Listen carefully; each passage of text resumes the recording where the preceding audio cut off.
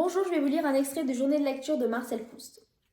Il n'y a peut-être pas de jours de notre enfance que nous ayons si pleinement vécu que ceux que nous avons cru laisser sans les vivre, ceux que nous avons passés avec un livre préféré.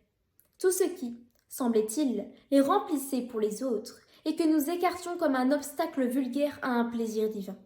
Le jeu pour lequel un ami venait nous chercher au passage le plus intéressant, l'abeille ou le rayon de soleil gênant qui nous forçait à lever les yeux de la page ou à changer de place, les provisions de goûter qu'on nous avait fait emporter et que nous laissions à côté de nous sur le banc, sans y toucher, tandis que, au-dessus de notre tête, le soleil diminuait de force dans le ciel bleu. Le dîner pour lequel il avait fallu rentrer et pendant lequel nous ne pensions qu'à monter finir, tout de suite après, le chapitre interrompu. Tout cela, dont la lecture aurait dû nous empêcher de percevoir autre chose que l'importunité. Elle engravait au contraire en nous un souvenir tellement doux, tellement plus précieux à notre jugement actuel que ce que nous lisions alors avec amour.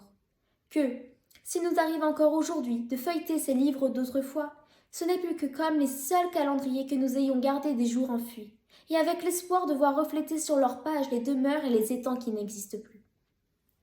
Qui ne se souvient comme moi de ces lectures faites au temps des vacances, qu'on allait cacher successivement dans toutes celles des heures du jour qui étaient assez paisibles et assez inviolables pour pouvoir leur donner asile.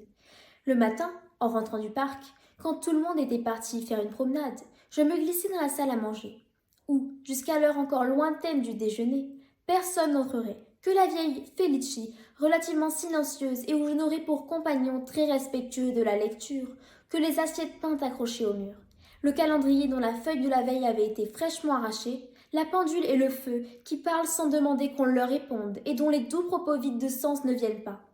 Comme les paroles des hommes, en substituer indifférent à celui des mots que vous lisez.